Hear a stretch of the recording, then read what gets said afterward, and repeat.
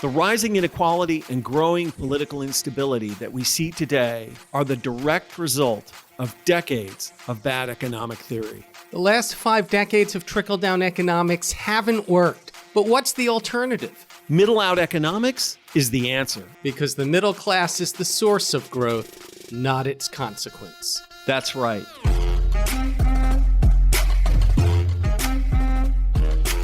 This is Pitchfork Economics with Nick Hanauer, a podcast about how to build the economy from the middle out. Welcome to the show.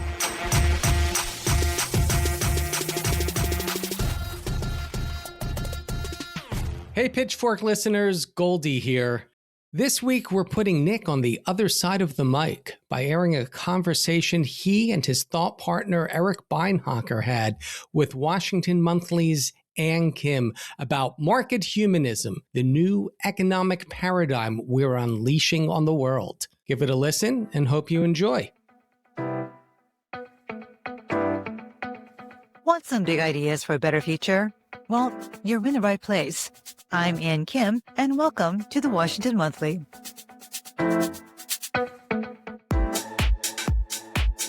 In each episode, I'll bring you fresh ideas and fresh perspectives from experts working to tackle some of the nation's biggest challenges. In this episode, a scholar and an entrepreneur have a plan for fixing capitalism. We should be arguing about how to maximize human flourishing in all its dimensions, rather than providing higher and higher returns to owners of capital. Measures like GDP count equally activities in the economy that cure cancer versus cause cancer. But those two things have a very different impact on human well-being. Our measures of success should be real impacts on human well-being, on our standards of living, our health, our opportunities. My guests today are Eric Beinhocker. He's a professor of public policy at Oxford University, and Nick Hanauer, who is a philanthropist, civic innovator, and one of America's most successful entrepreneurs. They are the authors of a new treatise titled Markets Built for Humans, and they are the creators and synthesizers of a new economic philosophy they call Market Humanism.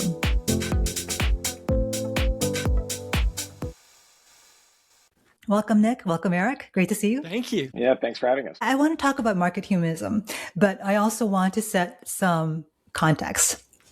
So first of all, both of you, I think, safe to say, are capitalists and very successful ones at that. Yep. Eric, before becoming a professor at Oxford, you were a partner in McKinsey & Company, where you worked for 18 years. Nick, you were the first non-family investor in Amazon. You have founded multiple companies, including a venture capital firm. You sold one of your businesses to Microsoft for more than $6 billion. Yep. So capitalism has been very good to you both, right? So, but what did you see in your experiences in the private sector that made you think that maybe the current economic system isn't working for everyone? Well, let me jump in and just say that I think in similar ways and in different ways, Eric and I both came to the same conclusion.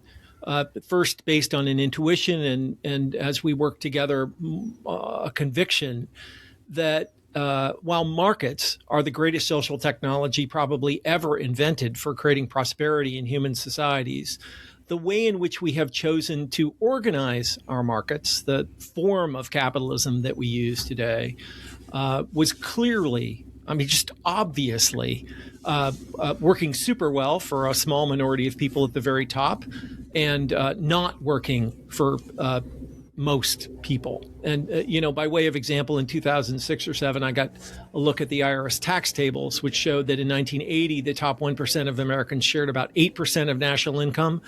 And by 2007, it had risen to almost 23%. While the bottom 50% of Americans shared 18% of national income in 1980, and it had fallen to 12% by 2007. And you don't have to be a rocket scientist to take a look at those numbers and just sort of extrapolate forward and not recognize that we would, given that trend, the country would transition from a capitalist democracy to some sort of feudal autocracy.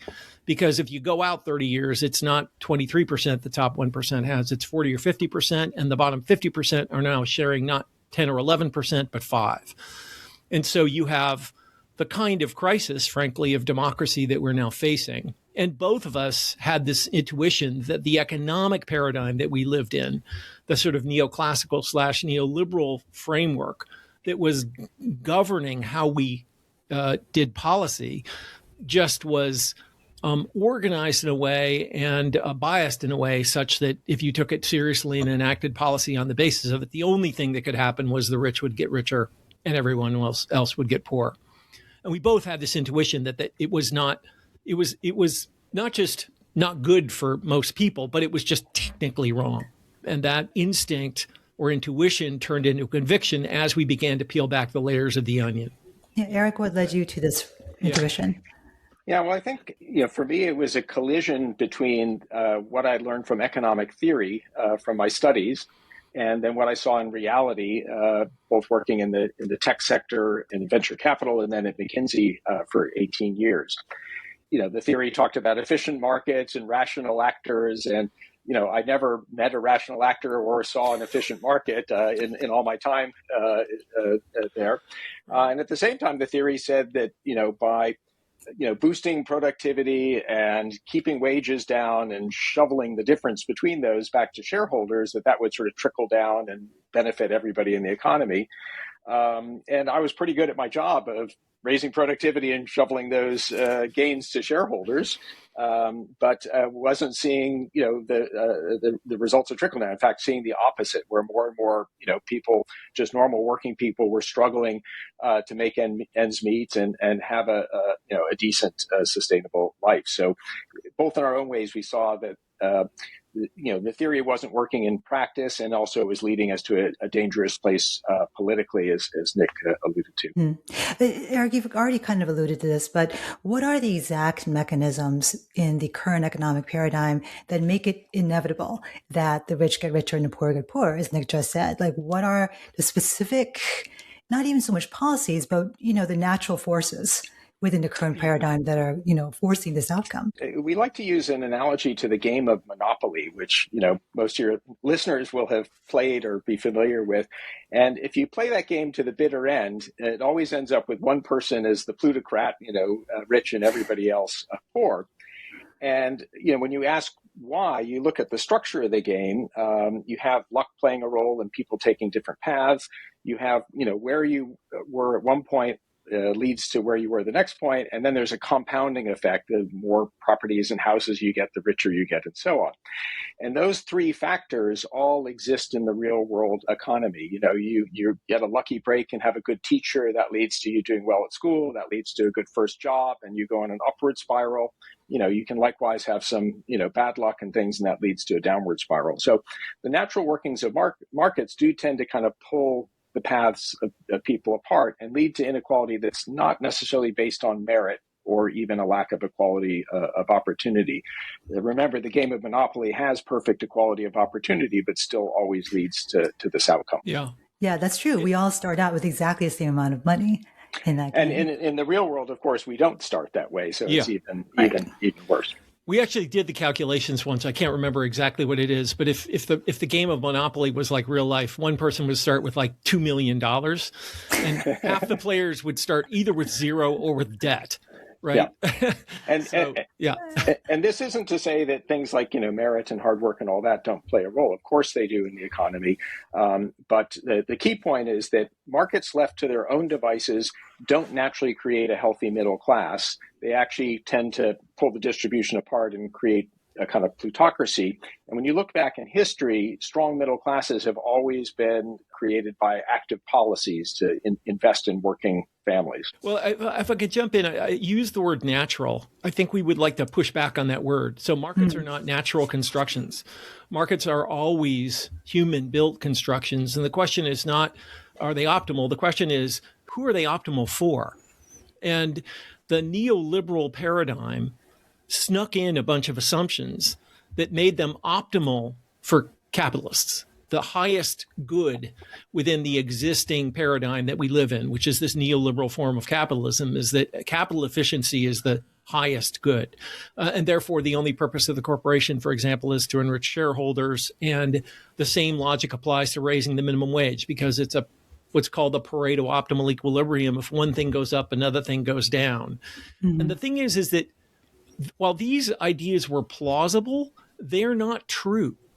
It's just not true that if you raise the minimum wage, there's job loss. And that's because the neoliberal consensus made a category error, because the economy actually isn't an equilibrium system. It's an ecology of increasing returns. And so claiming that when you raise wages, you'll have fewer jobs would be like claiming that when plants grow, animals shrink. This is just not the way the system works. And by reconceptualizing the economy in 21st century terms, understanding it in a 21st century way, not as an equilibrium system, as an ecology, it completely changes how you think about, how you see cause and effect. So rather than seeing the minimum wage as a threat to growth, you see it as one of the things that increases growth, because obviously the more money everybody has, the more they buy, and the more they buy, the more demand there is, and the more demand there is, the more jobs you create, right? That's how markets work. They're an ecology of increasing returns. And so it was this change in perspective on what the economy actually is that leads you to a fundamentally different way of understanding how the economy works and what policies will benefit it and what won't. Let's probe a little bit into that. Now, I noticed that you still have the word market in your paradigm, which means that you are not discarding markets. As you say, it's about organization, right? And I want to ask about this exceptionally bold statement that you make in your treatise that is ultimately the heart of this market humanism paradigm that you've constructed. What you say is, I'm quoting here, a morally good economy is also a prosperous economy. Now, it seems to me like a foundational value statement for what market humanism is, but there's also a lot embedded in there that I want to tease out. So you've begun doing this critique of the current economic paradigm, the neoliberal consensus. And just for those of us who might be a little bit on the younger side, that was the 1980s, Reaganism, Clintonism, Thatcherism, you name it. And you imply within your statement that neoliberalism is not morally good. Do you agree with that statement fundamentally? I mean, are there ways in which neoliberalism is actually immoral? Like, are there values that underlie it that are not morally good? Does it lead to outcomes that are not morally good? Take it away, Eric. Yeah. It's a great question. It's complicated. It's a great question. You mentioned that the 1980s, and some of your listeners may not remember that era, but there was a great movie I'd recommend they watch called Wall Street, where this famous character, Gordon Gekko, gives a speech saying greed is good and, greed drives the economy. And, that became kind of part of the popular culture of neoliberalism. And it has, roots in economic thinking. Now, a lot of people think this idea of greed is good comes from Adam Smith and his theory of the invisible hand, that pursuing your self-interest in markets leads to good outcomes for people broadly. But as we note, actually, Adam Smith didn't believe that. So this idea that a morally good economy is a prosperous economy is actually a very old idea. It's not a new idea of ours. Adam Smith, in fact, understood that you need to have, good virtues and behaviors to create the kind of social cohesion and trust that allows markets to operate. Markets really only work well when there's high social trust and feelings of fairness and reciprocity in the economy. So we argue that the kind of hyper-individualism, greed is good culture that neoliberalism promoted has actually been very corrosive to markets. And it's, led to weakening of our anti-competition and anti-monopoly laws, excess concentration of corporate power that has actually made markets less competitive and even less innovative in some cases. And it's also, frayed the social, fabric that a healthy democracy goes on. And a key point that we find in the newer research, and by the way, we should say market humanism is our label for a collection of research done by a whole lot of people. It's a real community of people. It's not just Nick and Eric's crazy ideas. It's the crazy ideas of a lot of people. But one of the key findings is that actually fair economies tend to be prosperous economies. Economies with fair social contracts and good treatment of workers and high trust and social cohesion are able to create the networks of knowledge and cooperation that ultimately lead to prosperity. Kind of hyper individualistic, transactive, extractive economies actually tend to be poor and not very innovative. Yeah. And again, the sort of 21st century economic paradigm that we call market humanism has a completely different way of understanding what prosperity is and where growth comes from, which undergirds that view that a fair economy is a prosperous economy. And at the core of it is this idea that prosperity isn't money or GDP. It's actually the accumulation of solutions to human problems, right? That's what defines whether your life is improving, is your access to solutions to human problems. And markets are the greatest social technology ever invented, not because they efficiently allocate scarce resources, that's the conventional view, but because they enable huge groups of people, millions of people, to collaborate across kin and country to combine knowledge and know-how to solve human problems. And that only works if there's justice, which creates trust, which enables cooperation, which enables the problem solving that really is the core of all human progress. So those two things are inextricably intertwined. Solving problems has been the goal of past paradigms. And before we embrace market humanism, I would love for you guys to walk through the other failed paradigms of the 20th century, which you mentioned in your report, which is really interesting because there was kind of this hype cycle almost associated with all these previous paradigms. Yeah. And if you could kind of walk through those a little bit very quickly. And they did set out to solve some problems, but they failed spectacularly. Why? Yeah. So, one bit of good news is if we're unhappy with the neoliberal paradigm, is paradigms do change. We've been through four of them, in fact, in just the 20th century. And very briefly, they were the kind of laissez-faire free market stuff that led up to the Great Depression. Then that transitioned to the kind of Keynesian paradigm in the post-war period. We also saw the rise of Marxist socialism. And then lastly, neoliberalism came in the 70s after the stagflation crises. And each one of them, as you said, and was trying to solve a particular set of problems of its era. And, they all had some, good things going for them and some good values associated with them. But ultimately, they were actually based on flawed theories of human behavior and understandings of human institutions. And when you dig into them, you find that actually a lot of the ideas were simply made up. So a lot of the behavioral assumptions in traditional economics were literally just a philosopher sitting in an armchair making stuff up. And we don't claim to have 200 years ago, by the way. Right. Yeah. I mean, this is not like a long time ago. The idea is, keep going. But the advantage we have today is there's been, revolutions in behavioral science and understanding of, institutions and how things like markets work. And so part of what we're doing is bringing that modern 21st century perspective into things that actually has some evidence behind it. Now, it doesn't mean, we got all the answers or understand how everything works, but we are pretty confident that it's a lot better than the made up stuff in the past. And again, one of the key things that comes out of this is understanding humans as social creatures and what allows us to successfully work together and interact to solve problems and create prosperity and make our lives better. I would just lastly add, some of this perspective probably comes from the fact both Nick and I have worked in venture capital and tech and with startups. And so we've seen how important, getting good groups of people cooperating and working well together and a good social structure is to actually true innovation and wealth creation. Yeah. One of our friends and collaborators often says that the original sin of economics, or orthodox economics, was starting with trade, right? What happens between firms, because 99% of economics is what happens within firms. It's the making of the stuff, which is the economy. And then you do a little bit of trade here and there, right? And all that making of the stuff is just this elaborate cooperative dance between people who don't know each other. And that's what we're trying to maximize, right? That the rate of innovation within those structures. That's really interesting.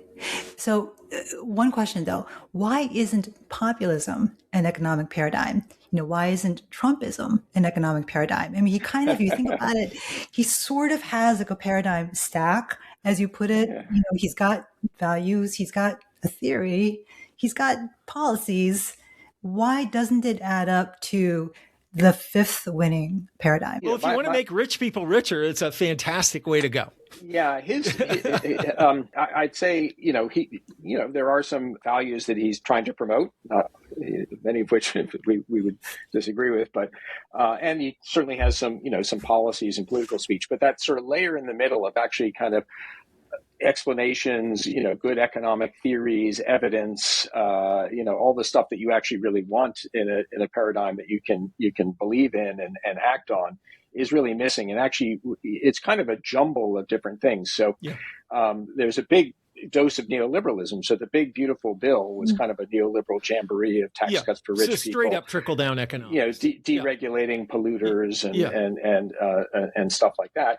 And then combined with a kind of incoherent economic nationalism of doing favors, for political supporters and just throwing a little dose of outright corruption to finish it off. Okay, so finally, we are at the point of talking about market humanism.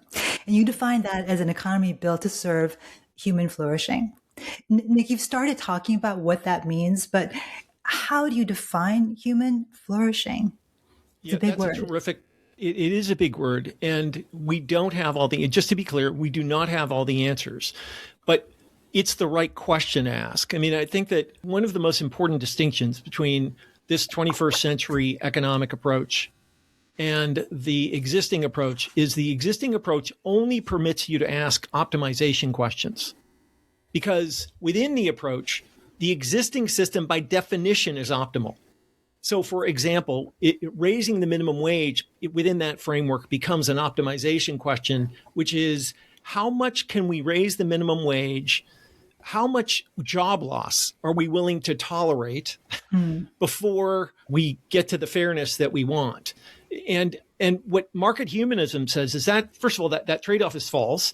And the question you want to ask is, at what point are there diminishing returns to raising the minimum wage? How high would you push it before a reasonable group of people would say, okay, this is as far as this makes sense to go?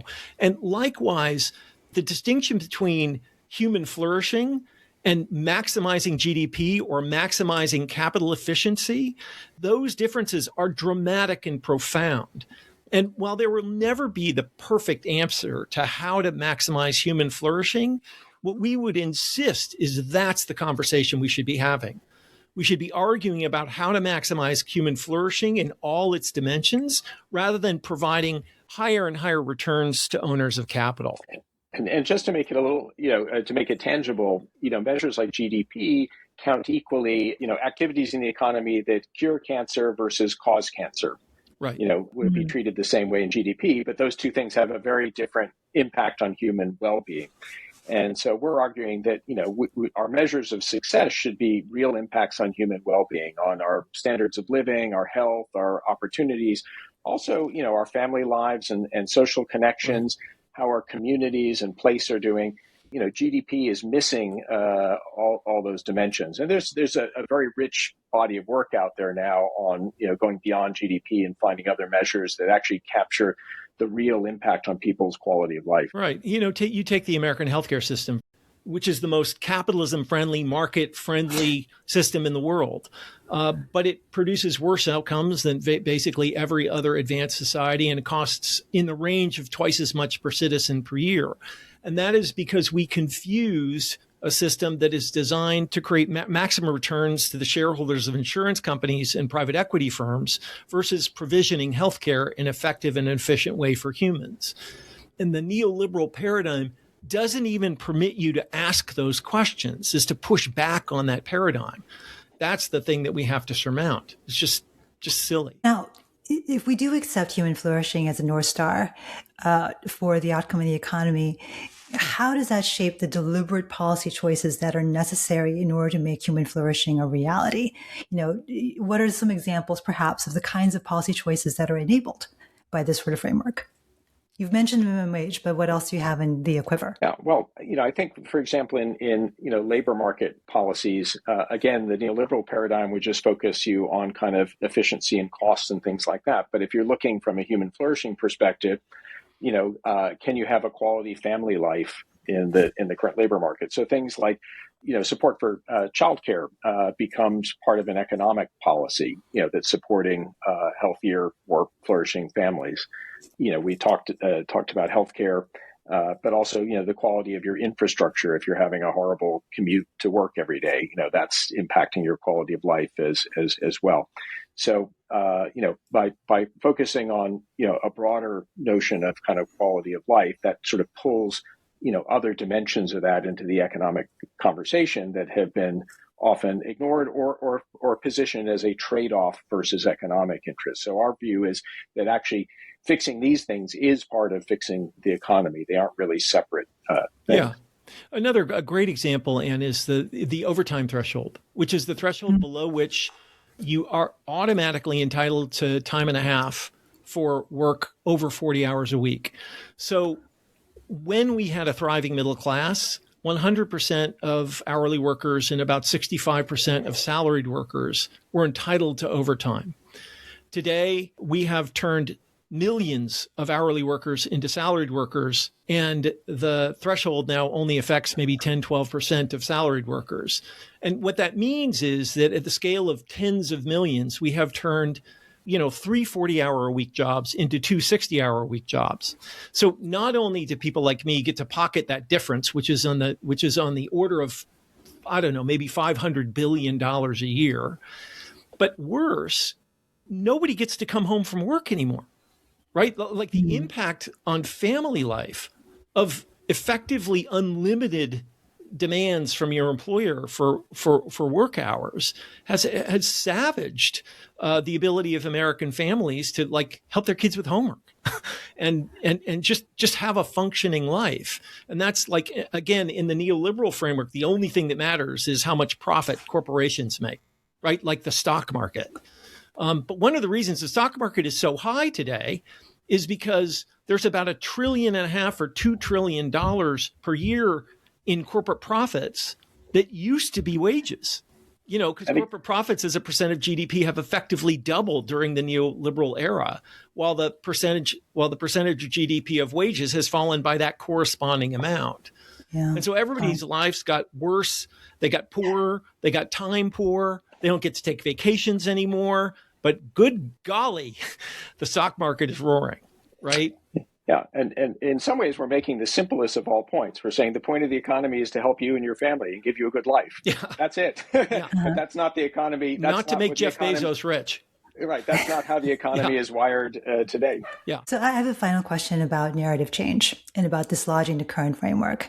And disclosure time for me is I'm a former corporate lawyer.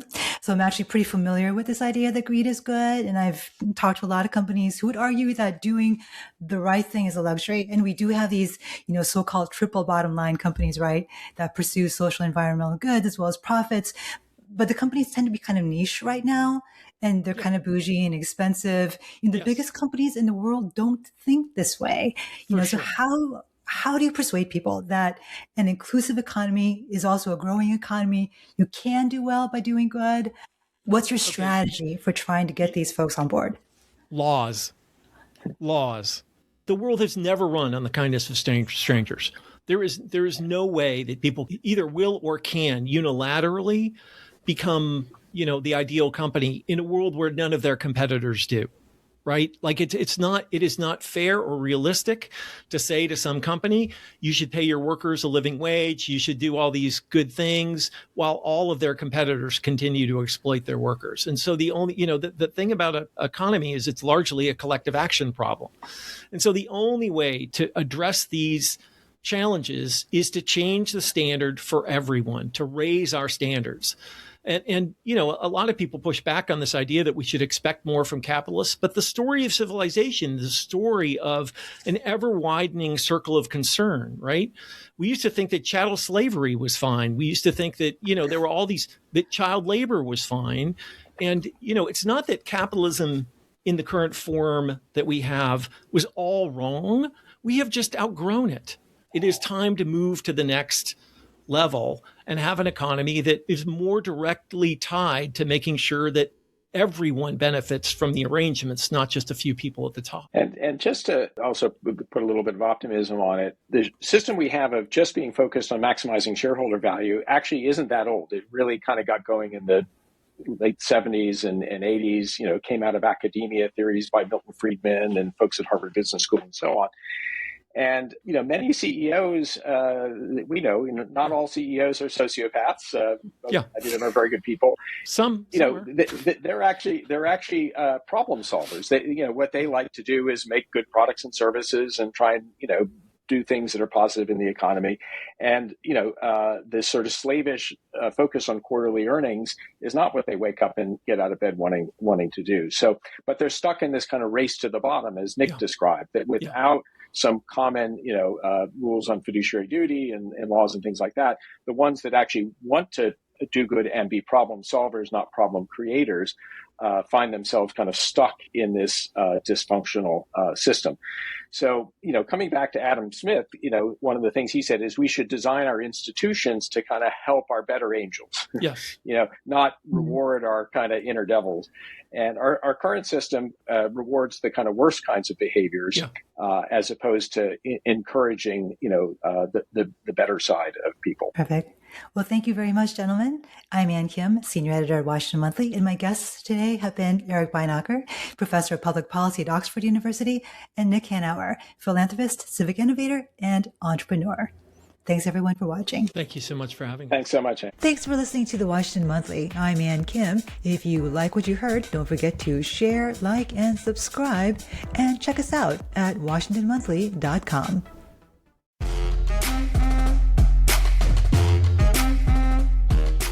Pitchfork Economics is produced by Civic Ventures. If you like the show, make sure to follow, rate, and review us wherever you get your podcasts. Find us on other platforms like Twitter, Facebook, Instagram, and Threads at Pitchfork Economics. Nick's on Twitter and Facebook as well, at Nick Hanauer. For more content from us, you can subscribe to our weekly newsletter, The Pitch, over on Substack. And for links to everything we just mentioned, plus transcripts and more, visit our website, pitchforkeconomics.com. As always, from our team at Civic Ventures, thanks for listening. See you next week.